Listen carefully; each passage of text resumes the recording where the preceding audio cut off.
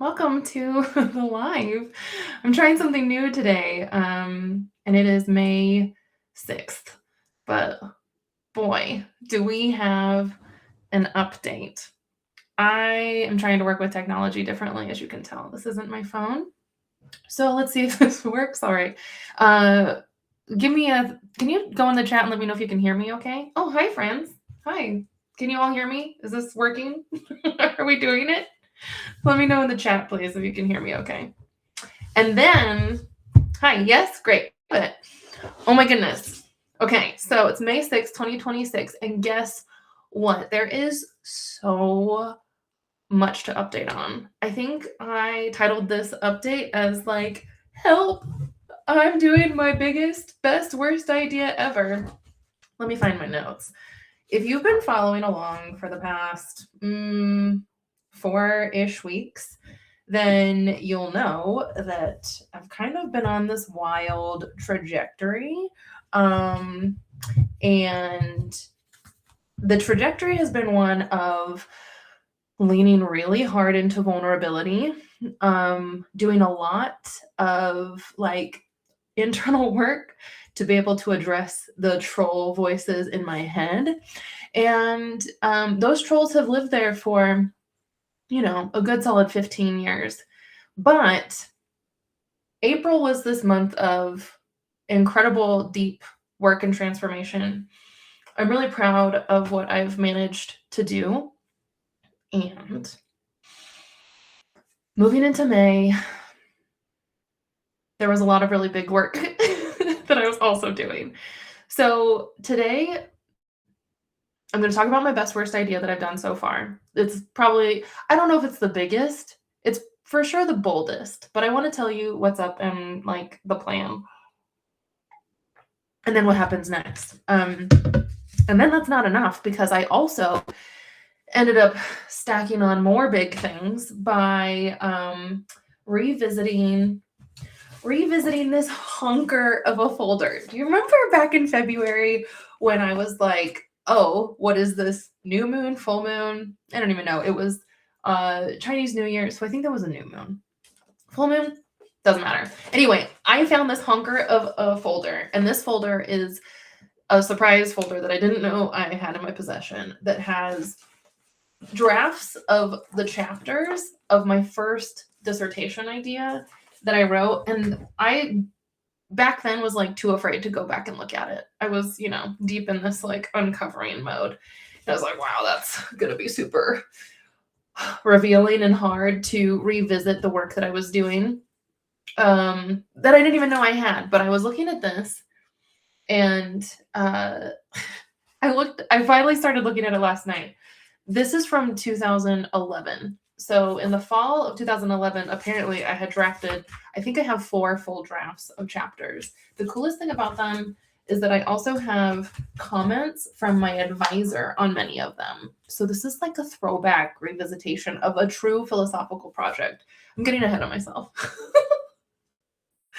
I'm getting ahead of myself because that's where we're going. Let's start with the fun thing, which is my biggest, boldest, best, worst idea so far, maybe ever, but definitely as of late. All of this, I gotta do more. I gotta do more context setting. I'm sorry. What happened this week? So much happened this week. All right.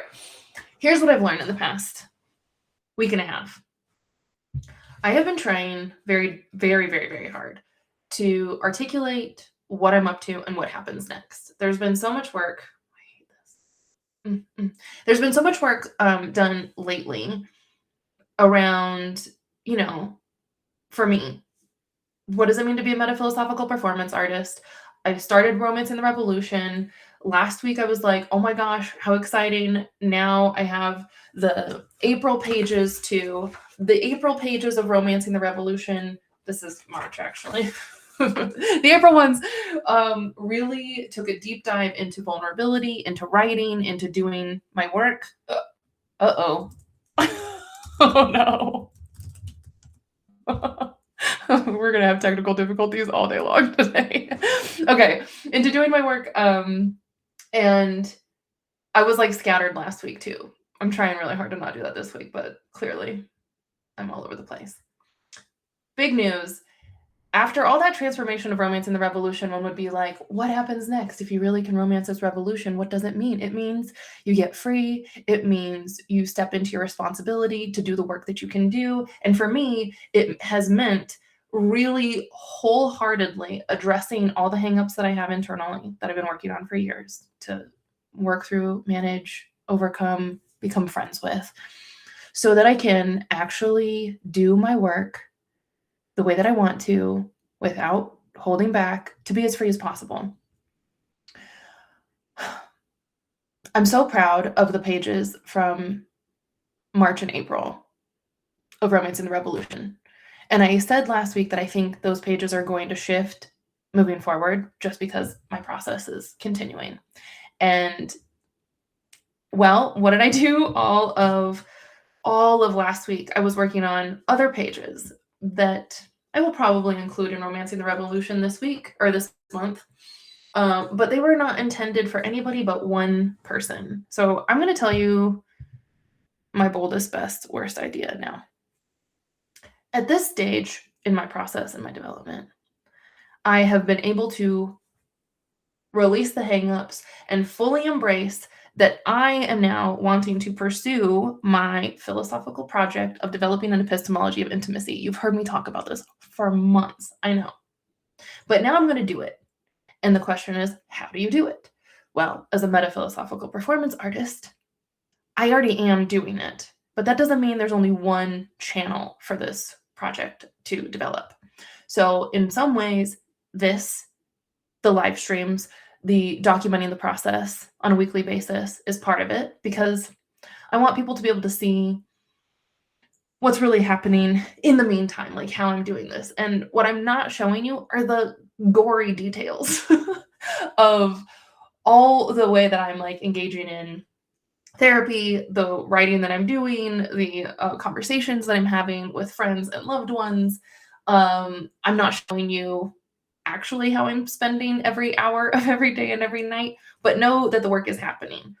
Now that I've been going through that, I do understand that I want to be able to capture some way of describing and demonstrating the epistemology of intimacy with others. It actually has to happen in relationship. So which relationships? Which people? Who do I engage in that project with to bring it to life in a different kind of way? What a lovely question. Somehow, thanks to the inspiration that popped off around April 20th with some walks, and then that one holiday, and then my live stream that I did of just chain reaction epiphanies that I did live stream on Substack. What I was working on, if you recall, in that very high holiday was this proposal. And the proposal was to a particular person who I identified that I wanted to reach out to. And that person is Mae Martin. So Mae Martin, you may or may not know. If you don't know her name, that's okay. If you don't know now, you will know, because Mae Martin is a comedian, a writer, an actor, a musician, a visual artist who got into painting, very well known for co-hosting the podcast, Handsome Podcast with Tig Notaro and Fortune Feimster.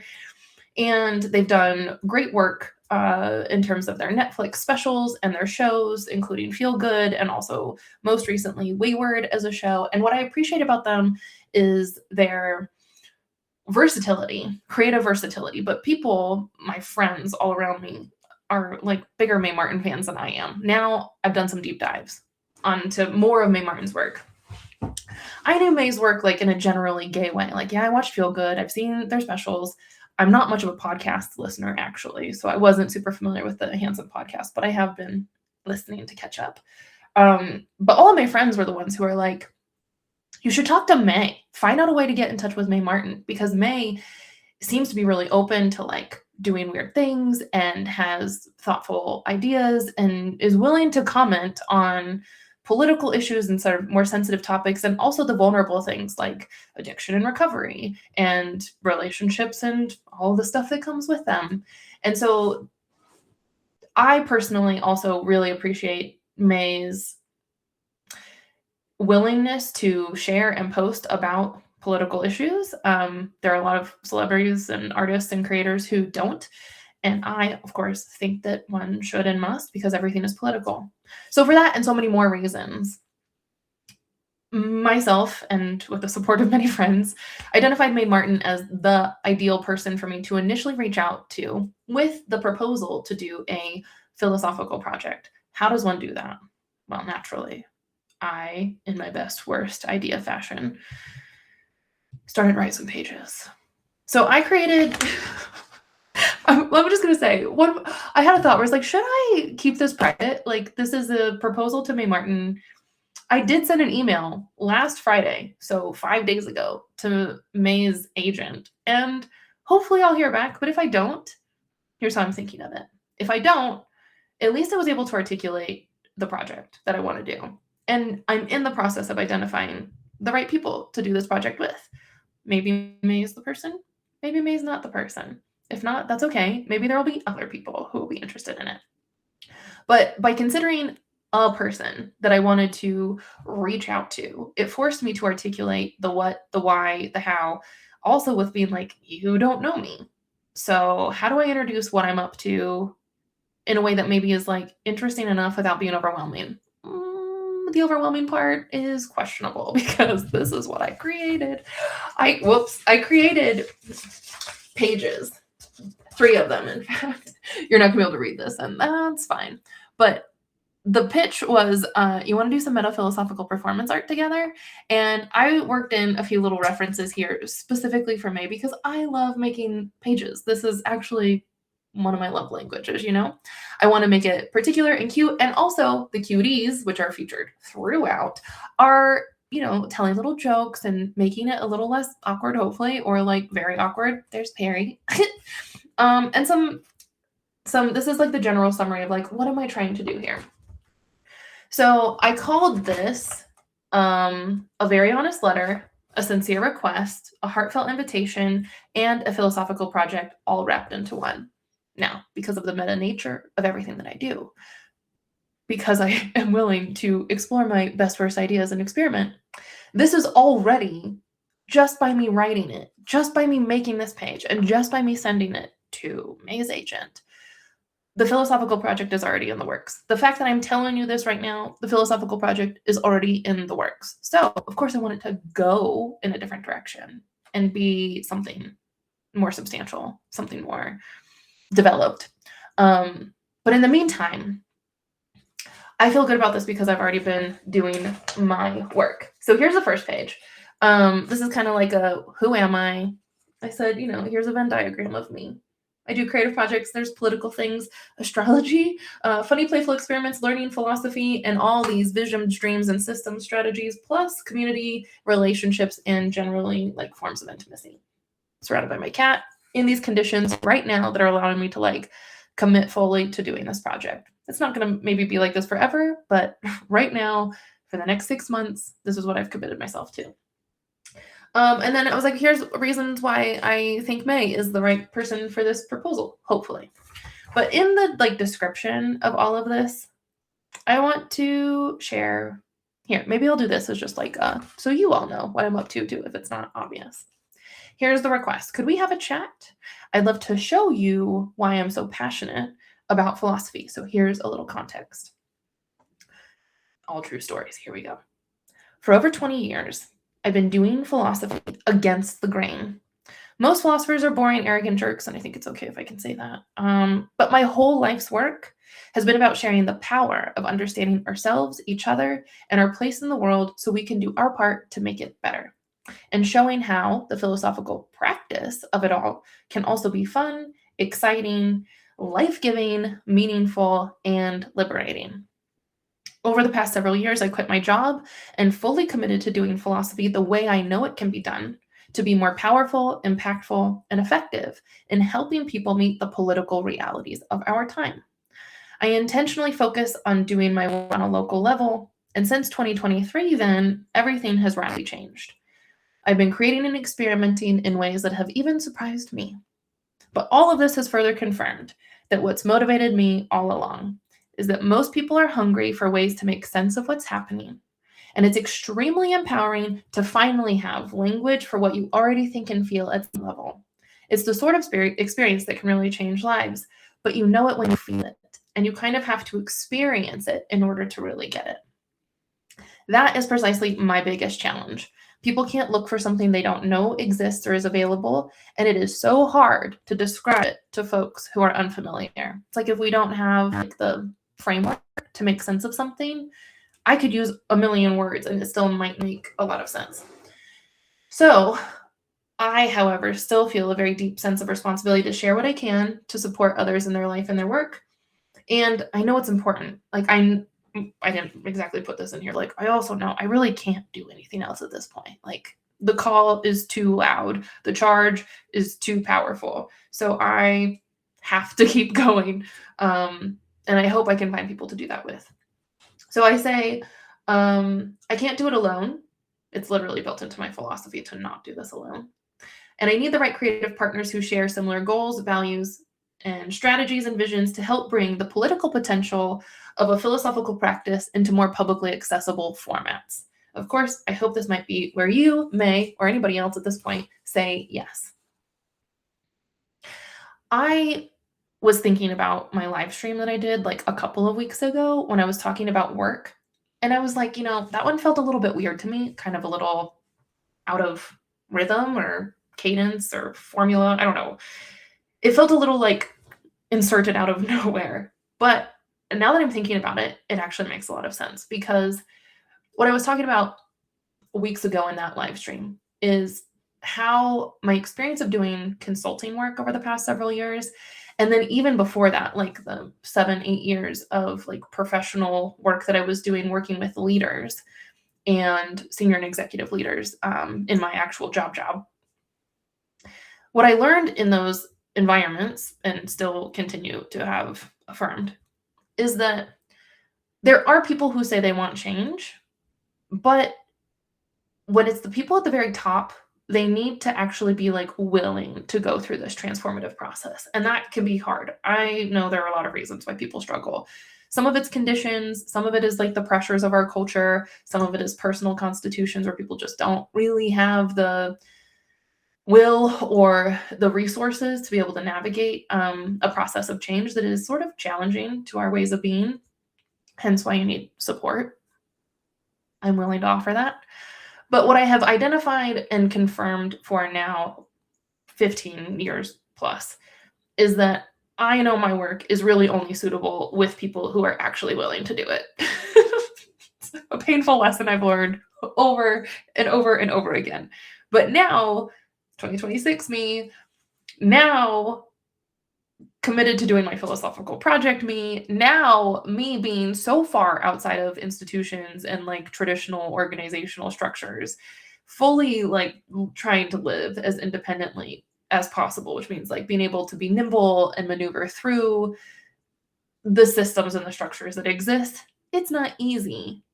But now, more than ever, I know that if I'm going to do my project, if I'm going to do my philosophy, if I'm going to be who I am as boldly and powerfully as I can be, then I cannot compromise on working with people who actually want to work with me in the way that I work.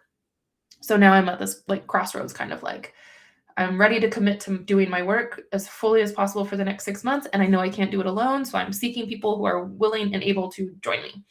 I am not just looking for people to support me, though. Part of this is also with the recognition that like I really believe that I have a lot to bring in terms of value and offering in other people's work. So my whole life has sort of been like an unfortunate journey of like a lone individual trying to build entire visions and collaborations and systems and comprehensive programs and doing all of this work, which I've done, but I do it alone. I never wanted to do it alone.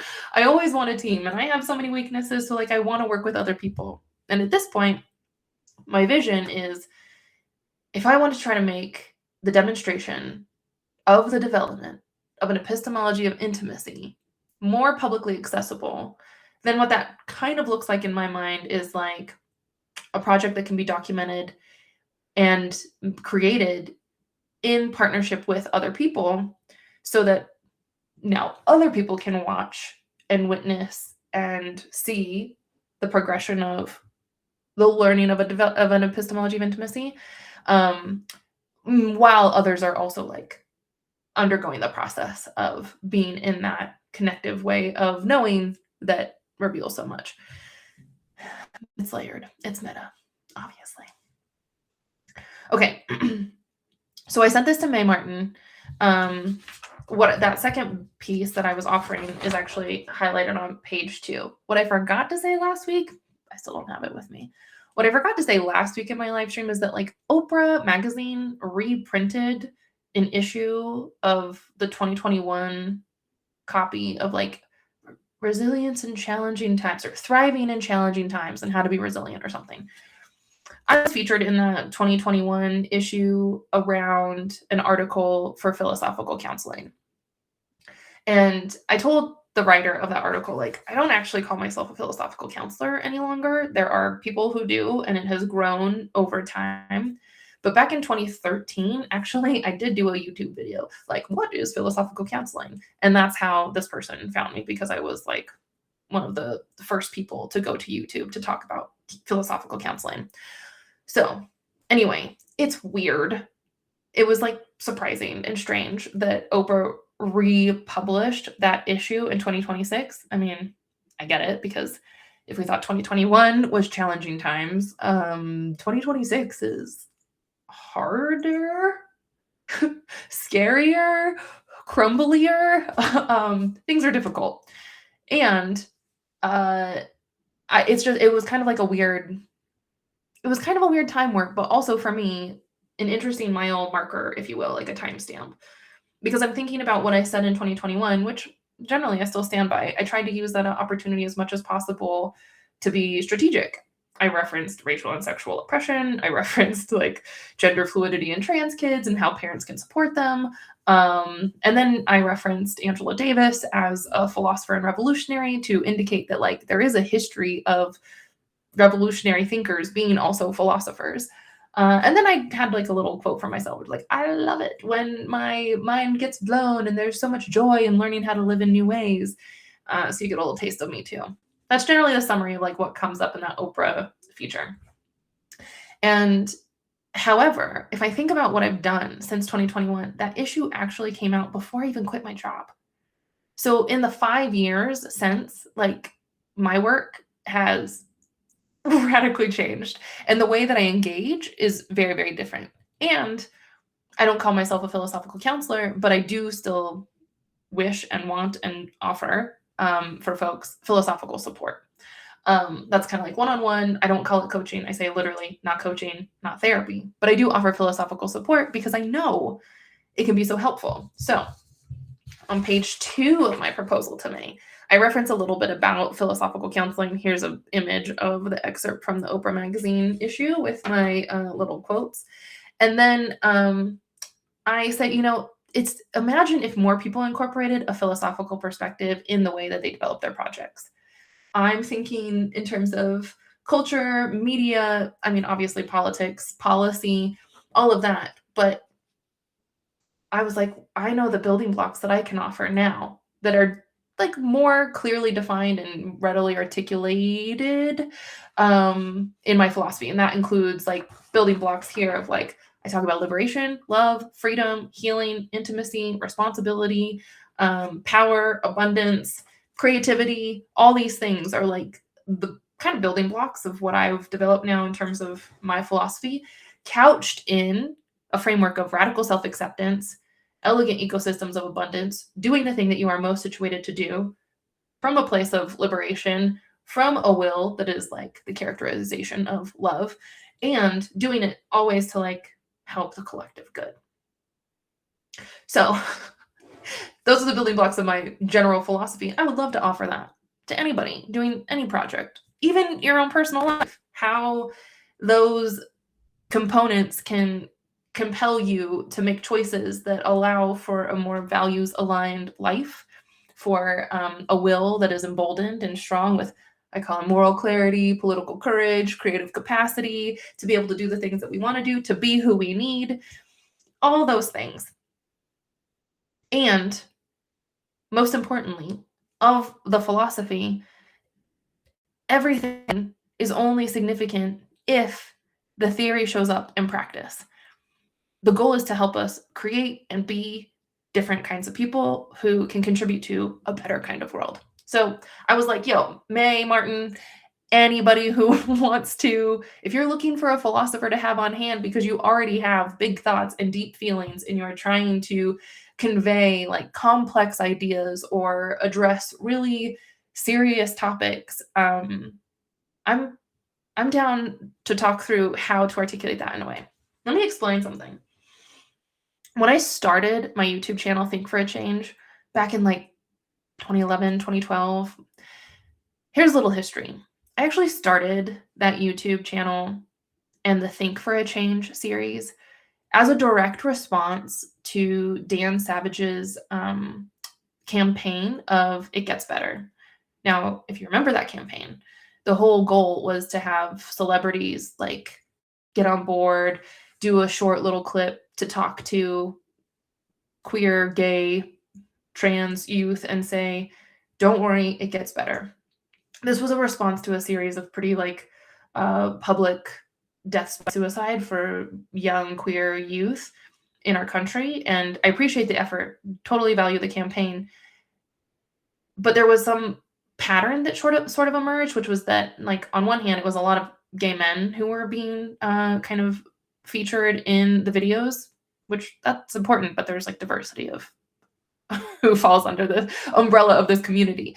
And then the other thing that really bothered me was that, I mean, in general, I don't particularly love the message, it gets better, because I know for me as a kid, having big thoughts and deep feelings and a lot of frustration and rage at injustice and like a critical mind, knowing that things were not right and disagreeing with people who had like very oppressive viewpoints and systems that were making life hard for people. As a kid, I didn't need to hear it gets better, hold on.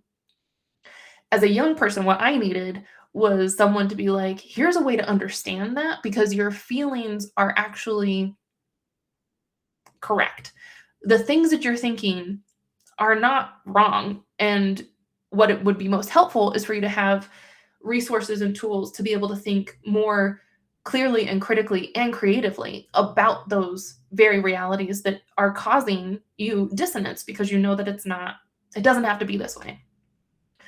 So the philosopher in me, the graduate student in me, the passionate person who was like, oh my God, philosophy and theory changed my life. And I know this is so powerful because I've seen it. It changed my life. It's changed my students' lives. I can see how powerful and effective this is. What we need are more accessible resources for people to be able to access those tools, frameworks, insights, the wisdom that can help us be able to move through our realities with a different kind of strength, fortitude, as Oprah would say, resilience, but especially to challenge them, not just to be able to like build up our armor and our constitution so we can live in it, but more how we can have the power and the perspective and the skills and resources to be able to change it. So that was my goal.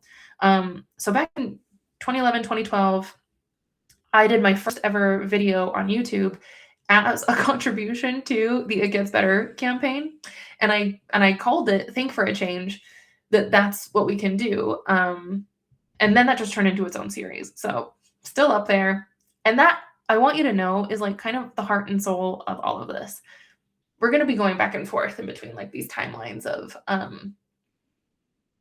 philosophy of what I'm doing now and what was going on 15 years ago. So about 15 years ago, as I was getting ready to leave graduate school after, going through my program, trying to expedite my process and finish everything up in 5 years, I knew I didn't want to go on a traditional academic trajectory. So I didn't even apply for tenure track jobs because there were a lot of reasons why I didn't want to do that. Maybe I'll save those reasons for now. But just like I looked around me and what I saw in academia among the lives and the personalities of some of the most successful philosophers, professional philosophers, I was like, are you happy? Do you love this? And truly, I was so bold as to ask many of my professors around me, like the people I love and respect, and like really, really the people who shaped me.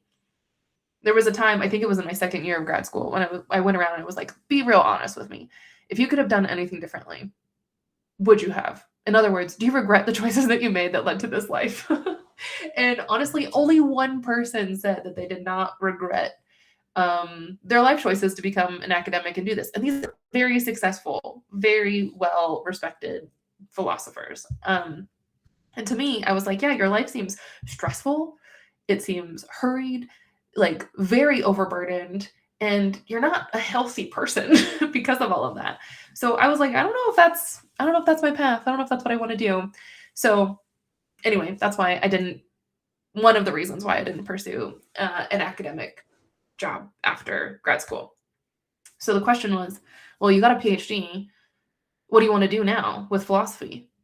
It's always a fascinating question. There was a time way back when, in the fall, I think, when I was recounting how I discovered one of my blog posts that I wrote back in 2011, 2012.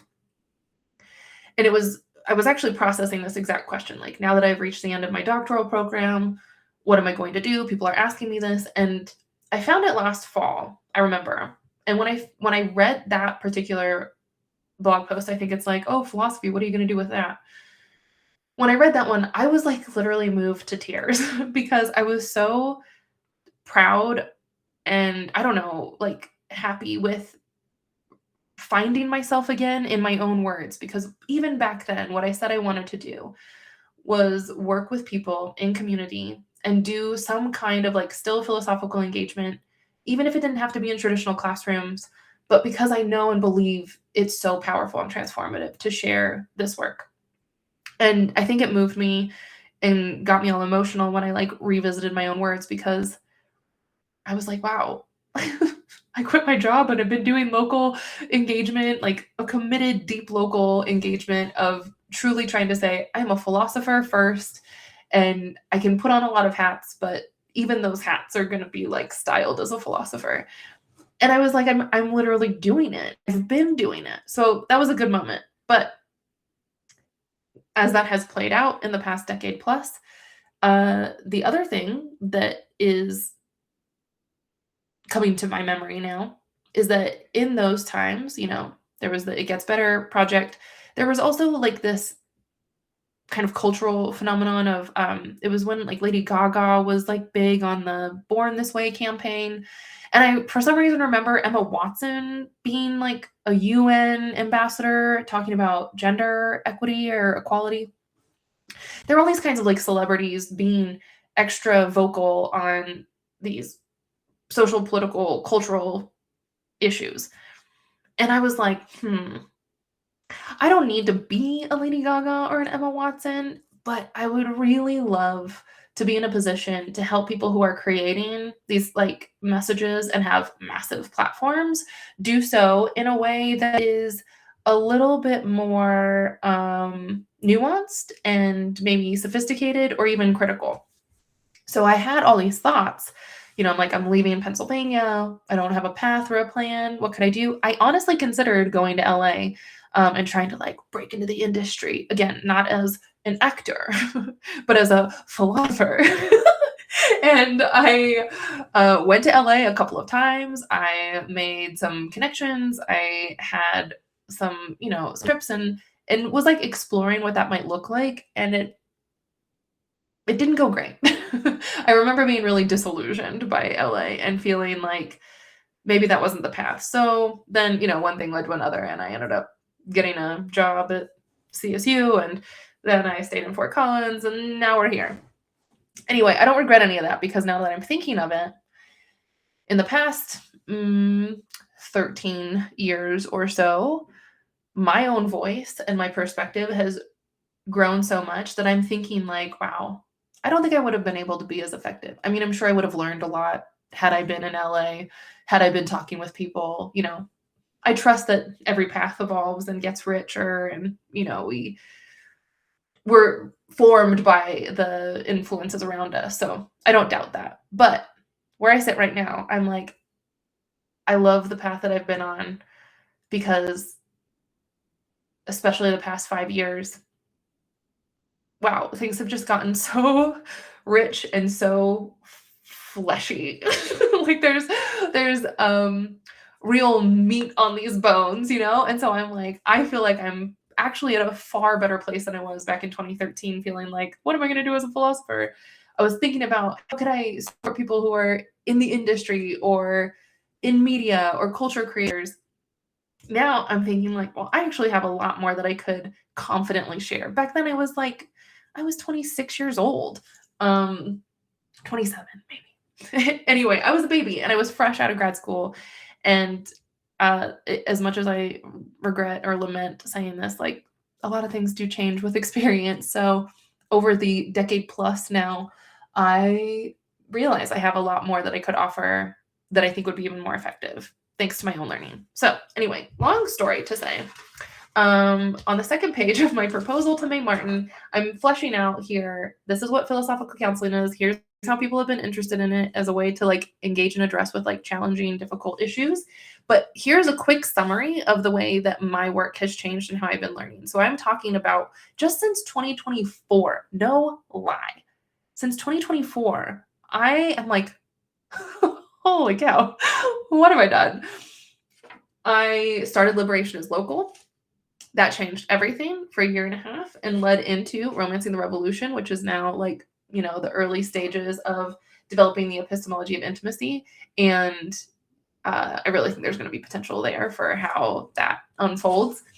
I started Want to Know, hello, as a way to document and also articulate and sort of record the process of developing an epistemology of intimacy itself. This is part of the metaphilosophical performance art experiment.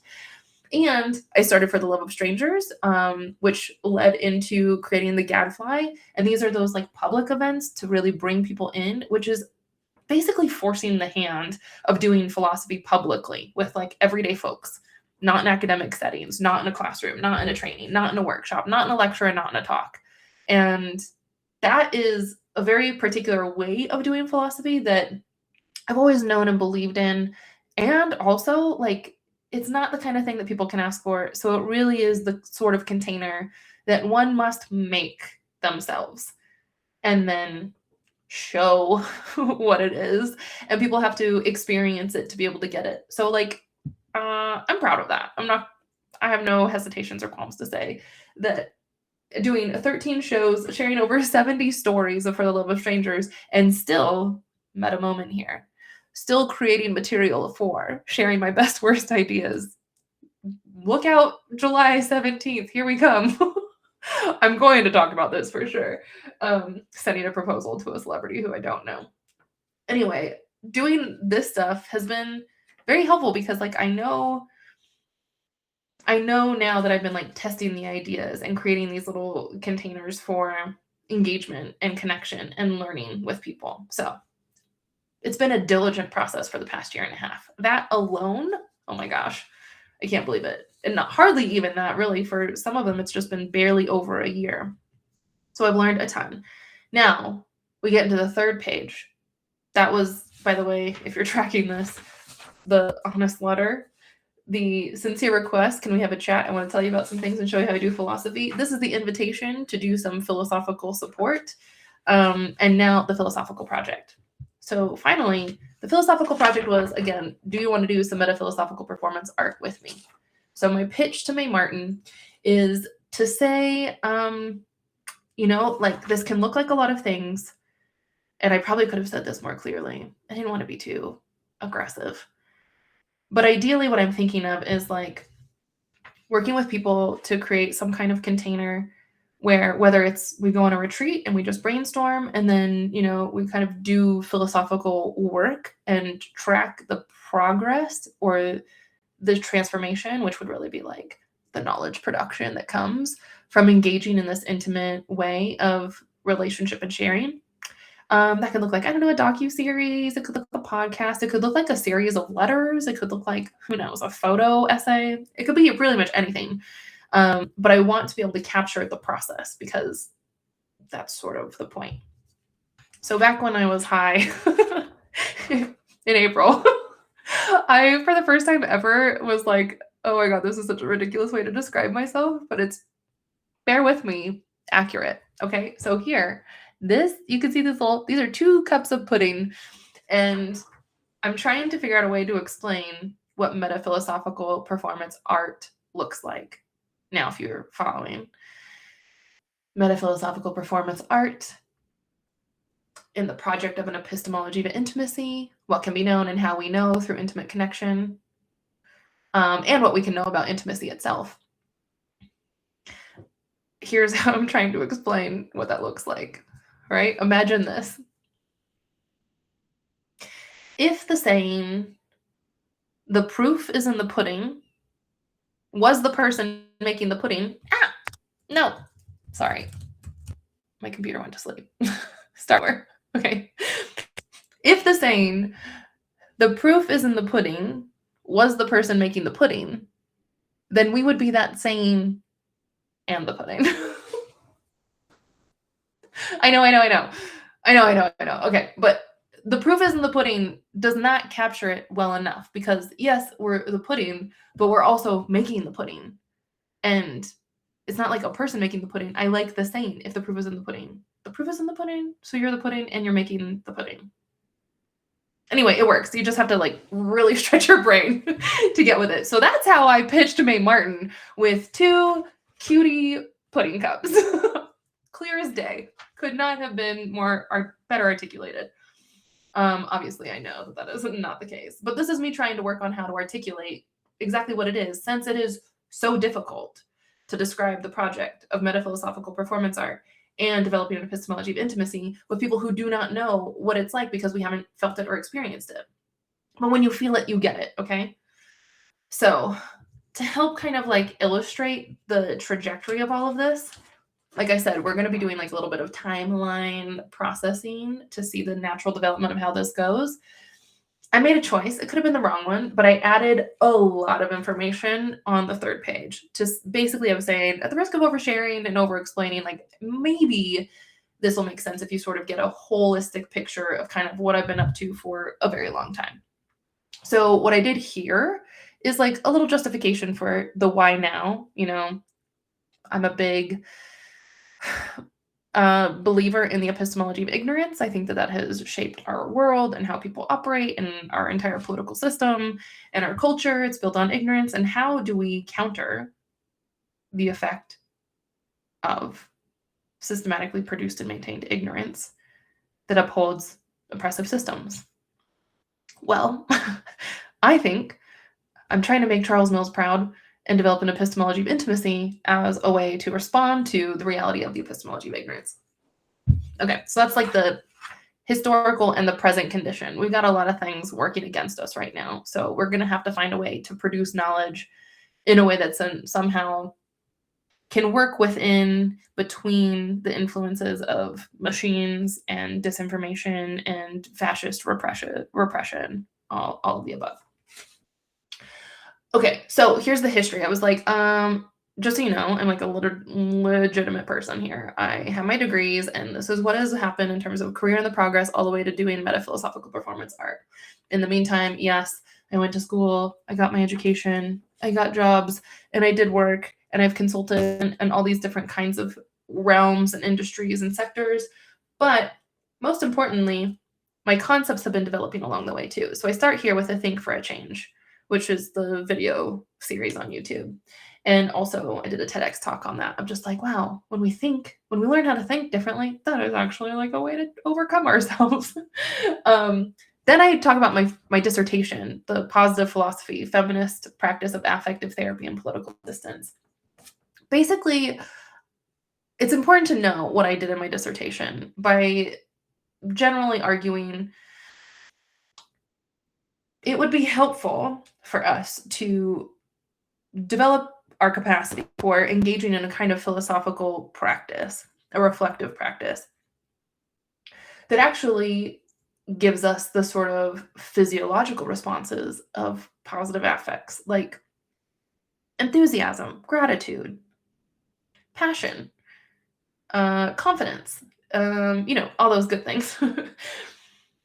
And in doing that, we actually can build up our constitution to also resist oppression. And it is itself a form of resisting oppression, because oppression is really a downer, and it is one to deplete our energy. So if we can engage in any kind of practice, including reflective practices like philosophy done in a certain kind of way, all of that can counter the effects of oppression. Anyway, positive philosophy in a nutshell.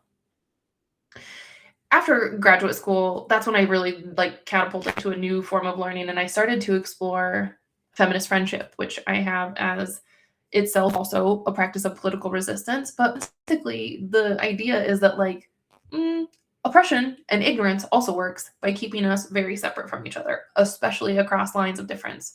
So social identities, race, gender, class, ability, culture, religion, language, all of the above, and more, used to divide us from each other and then keep us uncomfortable with each other. And that prevents us from being connected, but it also prevents from being able to know each other enough to be able to actually practice meaningful forms of solidarity and support.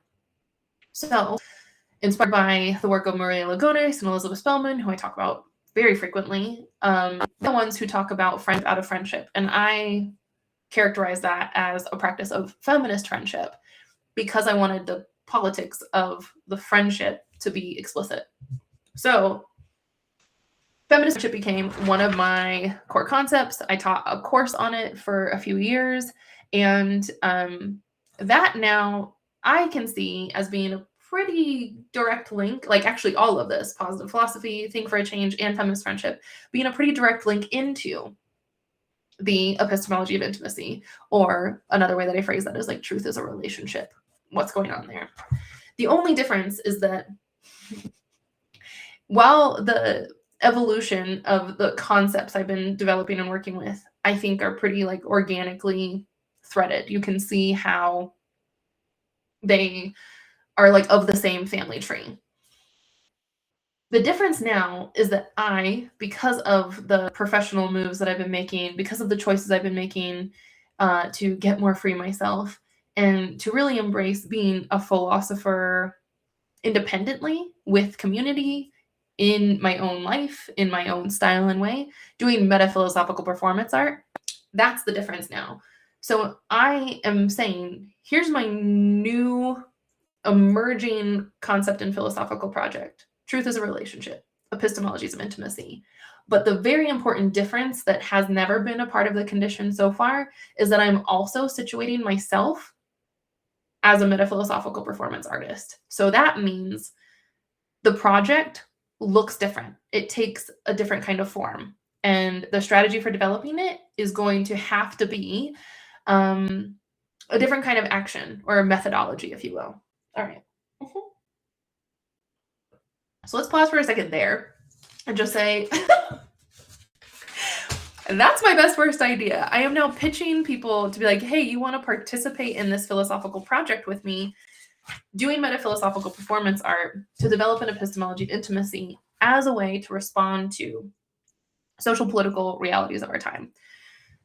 I'm hoping that there are people who can engage in this from the lens of culture making, because that is so much how things get done and are influenced, and on kind of a bigger mass level. So I am moving away a little bit from deep local engagement in my own neighborhood, my own community, and exploring if you will, hyper local engagement in the form of intimate connections and relationships. Okay, so now where are we? The methodology. I'm thrilled because last night was the first night when I finally decided it's time to revisit the hunker. And so, oh my gosh, I started to look at this and I was like, how do I do this? First thing I did was I just started looking at all of these notes, and I'm telling you, what a journey it is. I was going through these papers, loose papers, some of them like half sheets, just like literal notes. These are from 2010, 2011, 2012. Scrap pieces of paper that I was just like jotting notes to myself about. And I went through this last night and was like, all right, there's something here. But what I was basically doing was putting all the pieces together to develop my first dissertation idea. And this is how I refer to it. I keep referring to it as my first dissertation idea. What I realized after going through just skimming, I haven't even started reading these yet, like the actual drafts, but this is my project that I'm undertaking right now. However, I could see that like this one is dated March 14th, 2012. And this one, Reading as Resistance, a Feminist Kind of Affect and Philosophical Text, this is December of 2011. So I can see that through 2011, all the way like pretty deep into 2012, I think it was probably like May or June, I was working on these 6 chapters for my first dissertation idea. And then it got cut. Like the faculty were like, this isn't going to work. I know personally, I have reasons to say why, which is literally just what I said. It wouldn't work because my argument of what I was trying to prove, or my original contribution to the field of discipline, was to say that like there is a certain style and manner and way of doing philosophy that actually conveys the ideas and the meaning and the truth of them. It's super hard to earn a degree that says, yes, you fit into this discipline, when you are trying to produce a project that is not like tenable or even intelligible by the standards of that discipline. So basically, I was told, there's no way you can do this. This is not a dissertation. You have to write a formal dissertation. For me, I was like, but to prove the point, I have to do it in a certain kind of way. And they were like, absolutely not. So that's why my first dissertation idea got scrapped. And that means that what I ended up doing was writing my actual dissertation, the positive philosophy one, in less than a year. I think I probably did it in like, I don't know, less than 9 months, which to me is wild. But that's why I call my actual dissertation that got published Positive Philosophy. My dissertation light. It was like the diet version. It had to be trimmed and cut of all of the really like juicy good stuff that I truly believed in, was the most excited about. Because the juicy good stuff was the stuff that like the faculty institutionalized standards and norms said I could not do.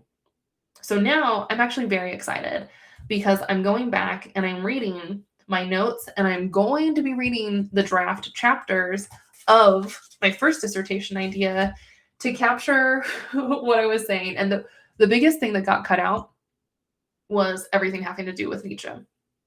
Now, I talk about Nietzsche a lot, and it's so funny because the truth about my relationship to Nietzsche is that like most people are like, that's not a real relationship. In fact, it's not even a good scholarly relationship. And I believe them because I don't read German. I don't know German. But what I do know is that what I read of Nietzsche over the years, through, yes, translation and many degrees of separation, including centuries, is that there's something about his work that really resonates. And what I was trying to articulate in these draft chapters was, I'm going to say it this way. Nietzsche was a lonely guy, and he knew that he was trying to do something really remarkable and disruptive in terms of the theory and the philosophy that he was offering. He's a controversial figure for a lot of reasons. One, he's gravely misunderstood by most people. But two, a lot of his work is written in a way that is aphoristic, it's poetic, it is metaphor. He writes a whole parable, Thus Spoke Zarathustra, that is like so literary that we're like, it's not philosophy. And for me, I was like, it is philosophy if you understand what he's doing. It's nothing but imbued with his philosophical arguments. So you can take some of his more standard works that are more like straightforward philosophy, the way that people are like, here's the argument, this is what you're saying, you're justifying it with this kind of evidence, blah, blah, blah, blah. But if you can read something like Thus Spoke Zarathustra with that knowledge, and you're like, it's riddled throughout. Like, it is a demonstration of his philosophy. And vice versa. I think that they feed into each other. So on one hand, I was saying like Nietzsche's philosophy is actually demonstrated in the style and the manner of which he writes. I think that's true. The other thing is that I was like, but how do we explain the way that like it resonates differently with certain people? Some people do not like it, and that's totally reasonable. Actually, it makes sense. Other people, like myself, are jazzed. So inspired, like ultra giddy. And there was something about when I first encountered Nietzsche's work that like spoke to me on such a level that I got excited and enthusiastic. And I'm like, granted, I was not the best writer in my 20s. So some of it sounds a little weird, a little like unpolished, maybe a lot unpolished. But the idea is there. And I was like, how do we explain this difference? It's like activating this energy, this like life force, this passion and enthusiasm in me in a way that I think we can make a philosophical argument around. So that's what I was trying to do. All of this really stems from one of my first seminar papers before I even drafted all those chapters. The paper that I've talked about before is the one where I'm like, Nietzsche is my friend and he loves me back. Not only do I love Nietzsche in this very parasocial way, but I want to make the argument that he also loves me back. And here's, are you ready? Here's how I'm owning this now. It's like, you've got to, like, there's so much happening. It's like, oh, we could have like a curtain of therapy in my own healing, or we could have the philosophy like being rich and evolved and growing and being informed by all these other things. You could have just life experience in general. You could have the human experience informing all of this. But basically, I was like trying to make the case that Nietzsche had a philosophy. He acknowledged that not everybody was going to hear him correctly. Not everybody was going to even understand him. In fact, he would be very misunderstood. And yet he wrote in such a way that it would resonate with the right people.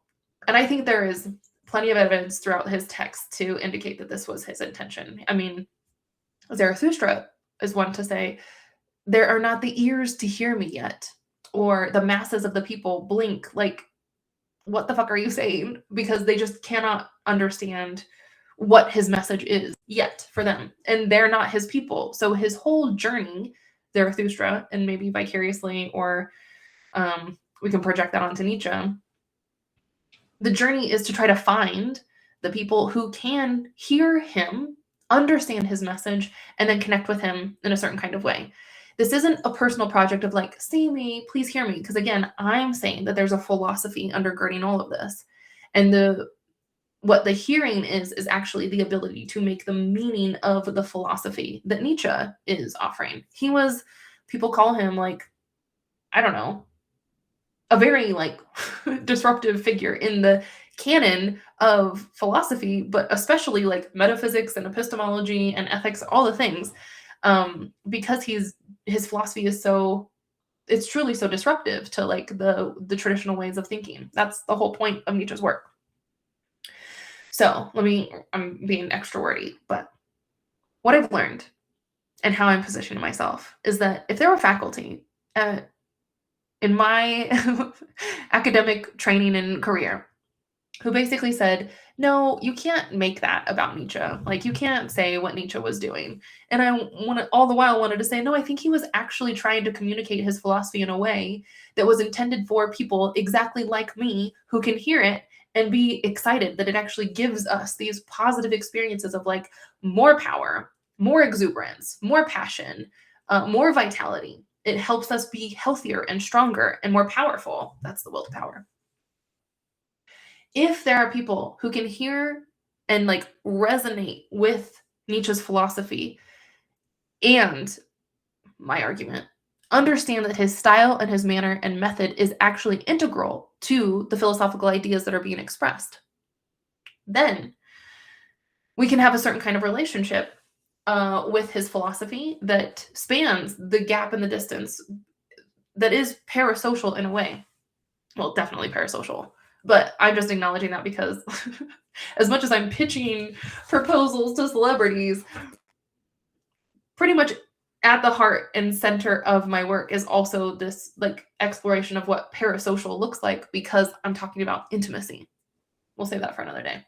punchline here is that I was like, okay, if I can't make the argument about Nietzsche for me, then what I can do as the metaphilosophical performance artist that I am, pursuing the philosophical project that I am creating about an epistemology of intimacy, I can be the Nietzsche that I needed.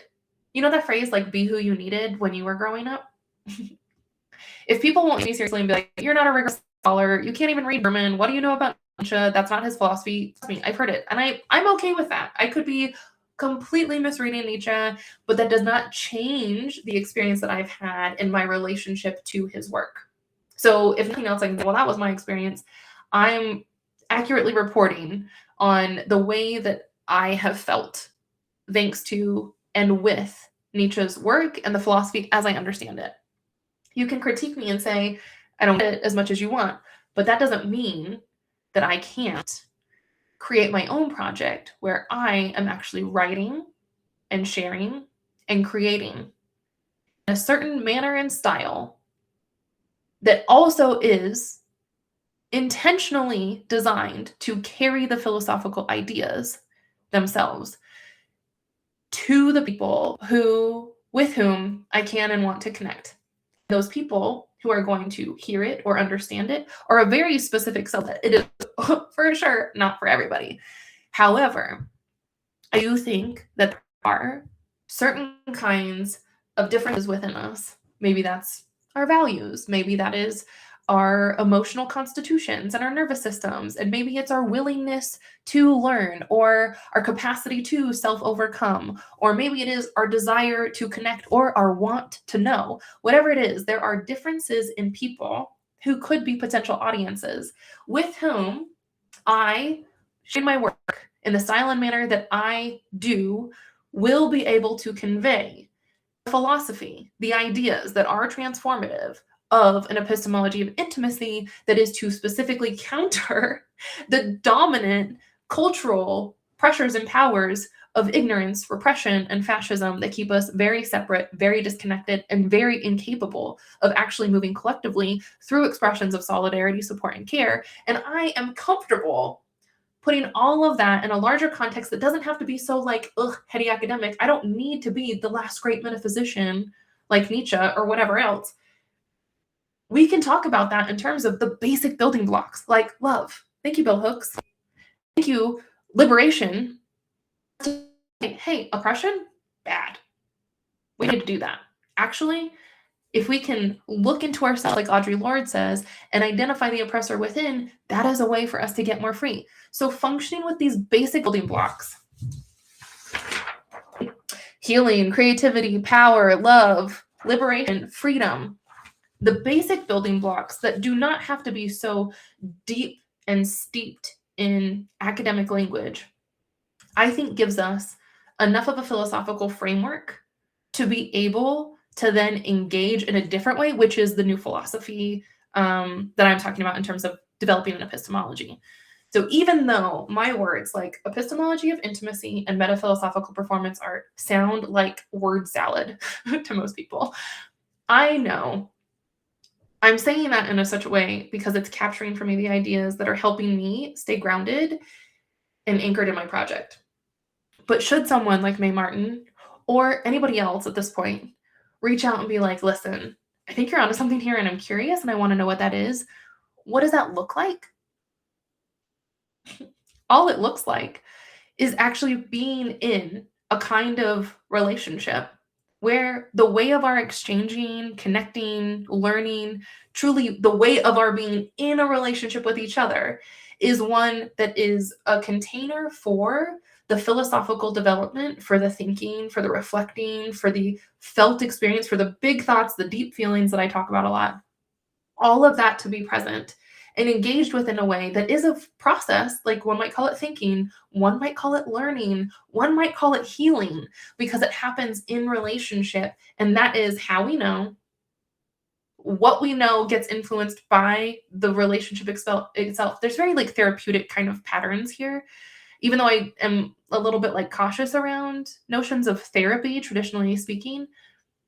As far as healing or repair or becoming more whole or feeling more integrated or becoming more authentic and aligned. That's the kind of stuff that I'm talking about healing. And I believe that that does happen in and through relationship because so many of our wounds are cultural and personal and interpersonal. They are basically marks and bruises and injuries that come from hurt and pain and separation that cause us to like hurt each other even more. So there is an element of therapy and healing and all of this too, but all of that then happens in a relationship. Okay. Oh my gosh, so much. So here's my best worst idea. Help, my biggest, best worst idea, maybe just my boldest right now, is that I am pitching May Martin. And like I said at some point, like whether or not I hear back from May, it would be amazing if I did. So anybody who knows May Martin, great. or anybody who knows like a person who's like, you know what, I'm into this project, or I have a grant, or I'm looking for an idea for how we could do this. Like maybe it's a think tank sort of experimental, I don't know, just a possibility, an attempt. Anybody who's in that sphere of being creative, being experimental, thoughtful and critical enough, and also not afraid to engage in the political realities of our time, let me know. Those are my people. It could even be everyday folk, but like I'm sitting right now with the question of who do I want to work with? Who can I be this intimate with? Those are important questions for me. And I know that those are serious questions because the who and the how and the what will all influence like what actually transpires. So anyway, let me say, I'm going to continue reading my drafts chapters. I'm very excited about what that looks like. And I suspect that now that I have this, oh gosh, dang it. Hold on. Sorry. My computer froze again. Now that I have this like clarity around my path, then I'm going to probably start developing the building blocks of the philosophy and share that. I mean, if someone like May Martin were to reach out to me and be like, okay, I'm down, what does this look like? I would have to be like, well, I'm working already. So regardless of having the person be my interlocutor right now, I have to start working on the philosophy. So that's what I'm going to be doing. I'm going to be working on pages about the building blocks of philosophy that I was talking about. And I assume that will likely end up happening mostly through Romancing the Revolution, because or maybe not until, we'll say like, the container of Romancing the Revolution is part of this process. It's kind of like right now the beta testing of it. And if you don't know, I've been saying that for Romancing the Revolution this whole time. Like literally on the front page of Romancing the Revolution, there is truth as a relationship and developing an epistemology of intimacy. So if you are actually curious about what this looks like in the meantime, or you want to be a part of the process that is already starting beyond paying attention to the live updates and kind of following along on my weekly share outs, you can join Romancing the Revolution. And this is intended to be a place where the process I'm going through informs your process too. I don't love that language. I know it sounds like really like self-serving, but I don't know. The more that I was thinking about this, I was like, it's kind of true. Like it's one of those challenges of how do you explain something to people who maybe don't get it until they feel it and experience it. If you join Romancing the Revolution, the month we go through weekly conversations on Sunday that are basically going to be like creating a special way to engage with other folks that goes outside of the norms of typical engagement, because we are intentionally going deeper on these questions of the kind of philosophical, how do we be who we need? How do we romance the revolution within ourselves, in our own communities, on a larger scale, externally too? That's kind of the point of Romancing the Revolution. So it's available if you want to be a part of that. If you're not May Martin and we're not making a mini documentary. But anyway, that's the way that I can say it. Like I think that something clicked for me in the past couple of weeks where I see that everything is connected. It's all this continuous thread of development. And that's how I know that I'm on the right track and it's going to be happening. So question, thank you. What time on Sunday? It happens at 10:30 Mountain Time every Sunday. And the way that I have this built out right now you just got to bear with me because I'm not good at everything. So the clunkiest version that I can muster is that on my Buy Me a Coffee page at buymeacoffee.com/Cori Wong, there's a shop. And in the shop, you can register for a month. And I have the month, like this month of May is available. If you click on that, if you're a member of my Buy Me a Coffee page, you get it for $10. If you're not, it's $50. Value's there, it's fine, but I want to make it accessible. So if you're a member of my Buy Me a Coffee page, for $10, you can register for the month of May, for instance. And then you'll get a Zoom link, which is the link we use every single Sunday. So every Sunday morning at 10:30 Mountain Time, we log on and we start to have the conversation. It goes for about an hour, and we kind of go through the pages, either my new pages or we're just having the conversation like loosely informed by it. So May, we there's 5 weeks in May, which is convenient because it's extra opportunity to connect. So there's still 4 more Sundays left this month if you want to. And if not, or you want to catch up on kind of what's happening in a different way, I also have been posting my pages. So the first set of pages, volume 1 from March, are available for download. And then also the second volume from April, also available for download. As I develop more pages in May, which I again think are going to be like the building blocks of the philosophy and also kind of a little bit more of this process, hopefully there will just be more pages month after month after month if I can keep all of this going. So you could either download the pages just to catch up and do it on your own pace. You could register for a month to join in on the Sundays. And if nothing else, then, it's happening. Something is happening. It is happening regardless. So thanks for being here, for following along with the process. Yeah, again, if you know of any people like May Martin, let me know. Next, I would love Chani Nicholas. New goal. Next step is like to engage with Chani Nicholas too. It's a slightly different strategy there, but Chani Nicholas, my favorite astrologer. There's a reason why. And then I'm going to go through these chapters. So I imagine I'll probably be reporting out soon on kind of what I learned by rereading my own work and my comments from my past advisor in grad school about how to put these ideas together and be my own Nietzsche. I'm gonna be my own Nietzsche. There's an Olivia Dean song that I'm thinking and poorly replicating. Okay, that's it. Thank you all so much for being here. Thanks for following along and managing the technical difficulties as I try different things with my setup. But I appreciate you. Here's the journey. Thank you for your support. I hope that you are like getting something out of this too.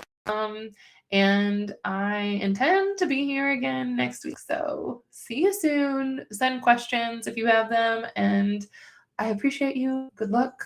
Carry on. See you in a bit. Bye.